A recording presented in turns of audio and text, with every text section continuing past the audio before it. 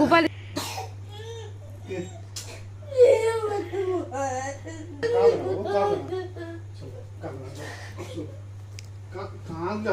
ভাই এখন ছোট, ভাইকে একটু বোঝাতে হবে না তখন। গুড মর্নিং, সুপ্রভাত। কেমন আছো সবাই? আমি তো মোটামুটি ভালোই আছি। যাই হোক, ভিডিওটা যেদিন সেদিন তো মনটা একটু খারাপ ছিল, তো যে এখন ভালোই আছি। মাঝে দুদিন কোনো ভিডিও পোস্ট করিনি, ওই যে বললাম মনটা ভীষণ খারাপ ছিল, তার জন্য কোনো ভিডিও পোস্ট করা হয়নি। তো আজকে তো বর চলে যাবে সন্ধ্যাবেলাতে, তো সকালবেলা আমি বললাম ব্রেকফাস্টে কী খাবে, বলছে একটু পরোটা আর ওই দোকানের মতো করে একটু আলুর তরকারি করো, ওই দিয়ে আর কি খেয়ে খাবো। খেয়ে দিয়ে একটু বাজারে যাব, কারণ ওর প্রচুর বন্ধুবান্ধব আছে যারা অনেক কিছু কিনতে দিয়েছে, মানে এক একজন এক একটা জিনিস কিনতে দিয়েছে। তো এই দেখো ময়দা মাখা হয়ে গেছে, এখানে হচ্ছে তরকারিটা হচ্ছে, মানে তরকারিটা আর কি করছি, মশলাটাকে কষাচ্ছি। তো একদম সিম্পলভাবে আলুটাকে আর তার মধ্যে কটা ছোলার ডাল আমি প্রেশারে সিটি দিয়ে নিয়েছি। এবার মশলাটা জিরে, আদা, লঙ্কা, টমেটো। আর আজকে না আমার একটুখানি ওই অশোক ষষ্ঠী ছিল, তো আমাদের নিয়মে অশোক ষষ্ঠীর দিন ভাত টাত খেতে হয় না। তো আমি ভাবলাম তাহলে সকালে পরোটা করলে আমাদের ওদের মানে দুজনারই আর কি খাওয়া হয়ে যাবে। তো দেখো পরোটা করেছিলাম, মানে উপোস কাপাসের দিন না রুটিটা পোড়া তো অনেকে খায়, খাওয়া যায় না বলাটা ভুল, খাওয়া যায়। আমার মতো যাদের দাঁতে এরকম এবড়ো খেবড়ো সমস্যা, একমাত্র তারাই জানো নর্মাল ব্রাশের সাহায্যে এটা ক্লিন করা ঠিক কতটা পরিমাণে অসুবিধা হয়। তো এমন একটা প্রোডাক্ট আমি হাতে পেয়েছি যেটাতে দাঁত, মাড়ি, জিভ একসাথে সমস্ত কিছু ক্লিন করতে পারবো 99% পর্যন্ত।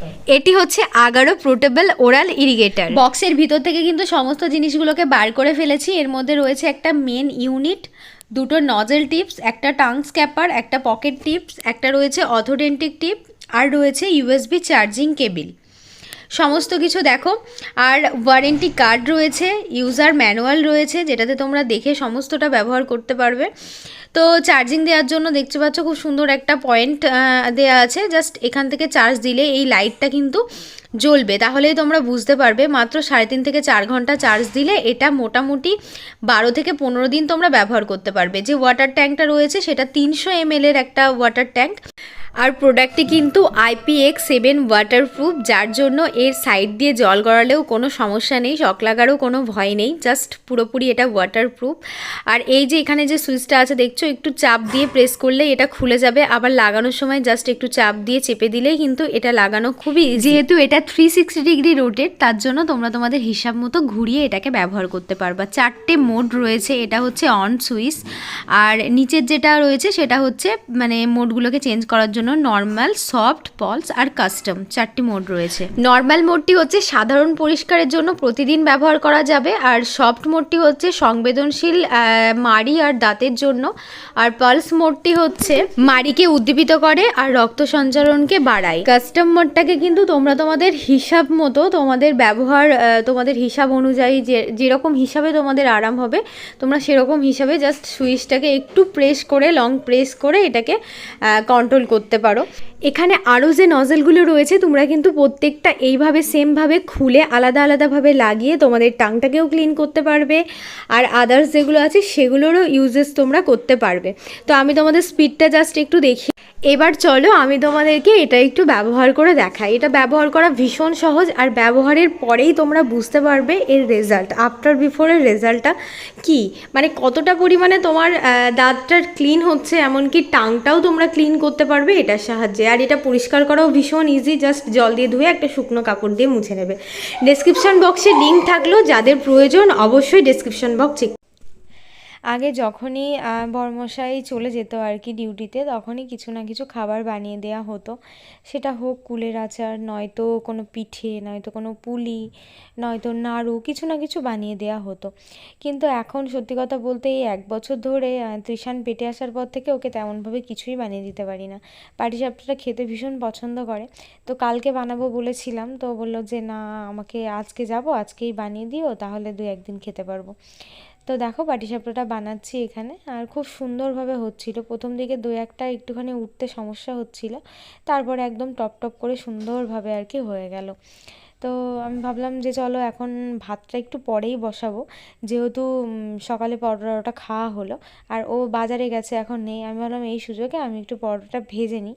পুচকু এখন ঘুমাচ্ছে, তো তারপরে এই কটা পরোটা না, মানে এই কটা হচ্ছে পাটিসাপটা, এই কটা ভেজে নিয়ে আজকে দুপুরে একদম সিম্পল মেনু করেছিলাম। বর আর মেয়ে দুজনাই খাবে, আর কেউ খাবে না।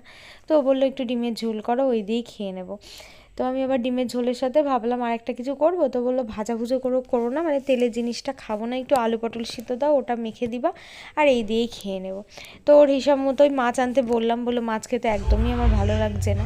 আর এইখানে হচ্ছে দুপুরবেলায় ওর বাবার মনটা ভীষণ খারাপ হয়ে গেছিলো একদম, মানে ছেলেটাকে বাড়ি থেকে এসে থেকে ও এত মানে ছেলের স্নান করানো থেকে শুরু করে সমস্ত কিছু নিজে হাতে করে। তো আর ছোট বাচ্চা আগাগোড়ায় ভীষণ ভালোবাসে আমার বর।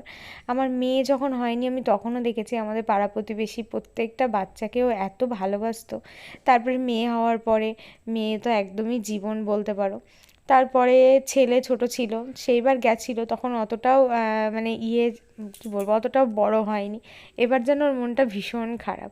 একটা ভিডিও করেছিলাম হ্যাঁ, মানে পুরো একদম ছেলেকে নিয়ে এত মনটা খারাপ, কান্না করে ফেলেছে। তো সেটা আর দিইনি, সেটা ডিলিট করে দিয়েছি। আমাকে বলছে এইসব ভিডিওগুলো পোস্ট করো না, ভালো লাগে না দেখতে। তো এখানে দেখো বর ব্যাগ গোছাচ্ছে, ব্যাগের মধ্যে আমি বললাম ক্যান্টিন থেকে যে পারফিউমগুলো এনেছো, তো বললো ও তো পারফিউম মাখতে ভীষণ পছন্দ করে, পারফিউমটা আমার ভালো লাগে না একদমই, পার্সোনালি দিক থেকে দেখতে গেলে আমার একদমই ভালো লাগে না। তো বললো যে ঠিক আছে তাহলে আমি নিয়ে যাচ্ছি। আমি ঠিক আছে তোমার পারফিউম তুমি নিয়ে যাও, আর মেয়ে যেহেতু ভালোবাসে মাখতে তো মেয়ের জন্য একটা রেখে গেল। পারফিউমটা ভীষণই নেওয়া হয় আমাদের, তোমাদের দাদাভাই পারফিউমটা ভীষণ পছন্দ করে। ছোটা বলি Koi được mà koi đến. Koi. Apa koi. Mahendra ছোটা বলি Rồi còn điếc chắc là koi. Gopal. Hey Gopal. Gopal le. Gopal. একটা হাম দাও দেখি, একটা মাম দাও। আরে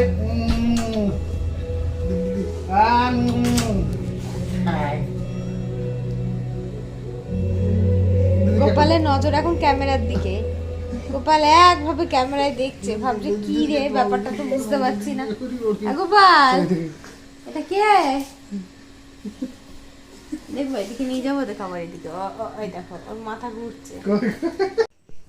সত্যি কথা বলতে আজকে গোটা দিনটা না আমার রান্না করতে করতে কেটে গেল জানো তো।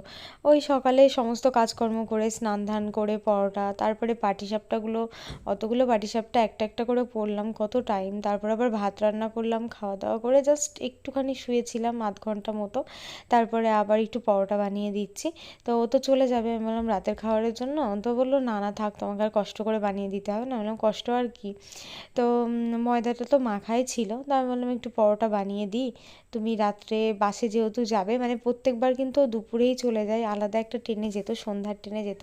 তো এবার বলছে যেহেতু আমার সারাদিনই জয়েনিংয়ের টাইম থাকে, এত তাড়াতাড়ি গিয়েই বা কী করবো, রাতের ট্রেনেই যাব। তো ওই জন্য সন্ধ্যা 7টার সময়, মানে 8টার সময় বহরমপুর বাস স্ট্যান্ড থেকে একটা বাস আছে, 7টার মধ্যে বাড়ি থেকে বেরিয়ে যাবে।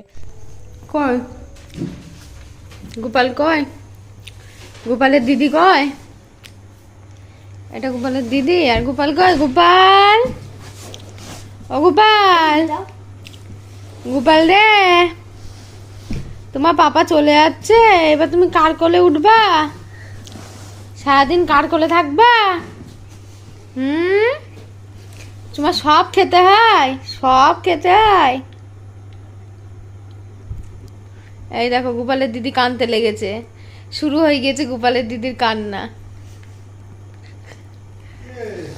গোপালের দিদি কাঁদতে লেগেছে। গোপাল কাঁদে না, গোপালের দিদি কাঁদছে। কাঁদলে হবে, দেখেছো বাবা? তুমি যদি কাল তাহলে ছোট ভাই ও কি করবে? হ্যাঁ, তুমি তো ওকে করবে, তুমি কাঁদলে হবে?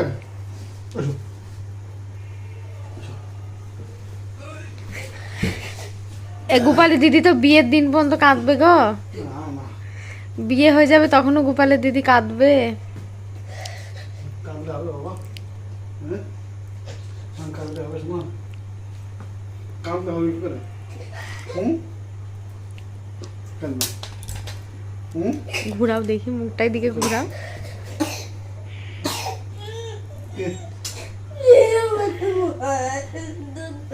না না, ভিডিও বন্ধ করে দিচ্ছি। কেন কেন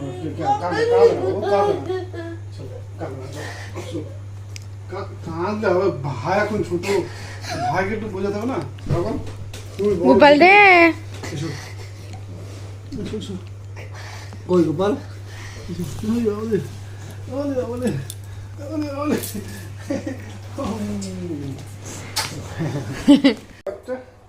একটা টাকা দিবা? ওই দেখাই দে, এই দেখাই দেখা যায়। না না না না না না। গোপাল, তুমি কার কোলে উঠবা এবার? তোমার পাপা চলে যাচ্ছে, তুমি কার কোলে উঠবা? হ্যাঁ, ছি ছি নোংরা। গোপাল রে,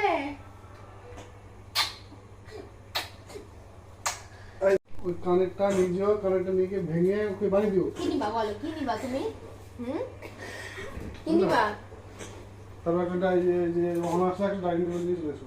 এখানে বসে তো একটা ছবি উঠে যাবে, একটা ছবি উঠবে।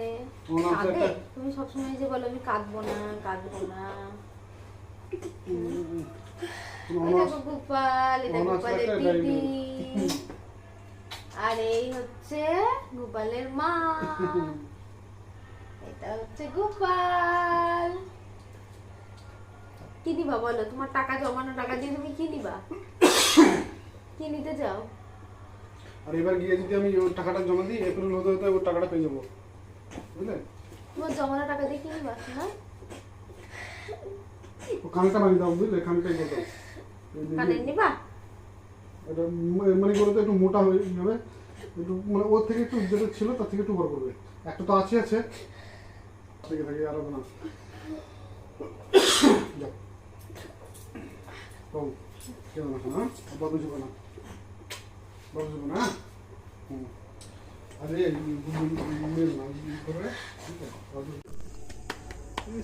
ওরে বাবারে, ওরে বাবারে।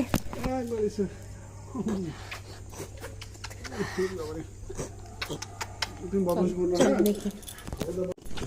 থাক, ওকে আমাকে দাও, না ট্রলিটা আমাকে দাও। না না, টানতে পারবো।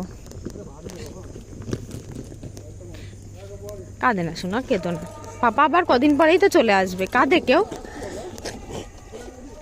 মার্চে লাস্ট, এপ্রিল মে জুনের দিকে চলে আসবো।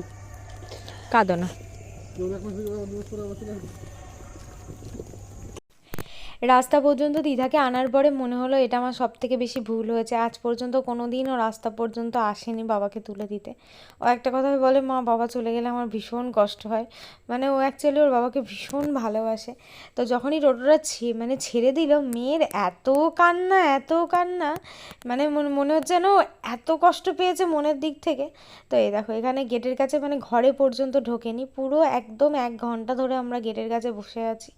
ওর একটাই কথা, মা বাবা আবার কবে আসবে, বাবা আবার কবে আসবে, একটাই কথা, বাবা আবার কবে আসবে। তো যাই হোক, পুচুকে নিয়ে অনেকক্ষণ বসে থাকার পরে আমি আর ঘরে এসে কোনো কাজকর্ম কিছুই করিনি। আমারও মনটা খুব খারাপ লাগছিল আর কি। কী করবো বলো, মেয়েটা কাঁদছে, কিছু করার নেই। তাও তো ওর বাবা বলে আমি নাকি একটু কাঁদি বলে মেয়ে কাঁদে। তো এবার আর আমি অনেকটাই স্ট্রং ছিলাম। তো চলো এখন একটু ঘুমিয়ে পড়ি, কী আর করব, কিছু করার নেই। সবাই ভালো থেকো, সুস্থ থেকো, সাবধানে থেকো। নেক্সট একটা ভিডিওতে দেখা হবে।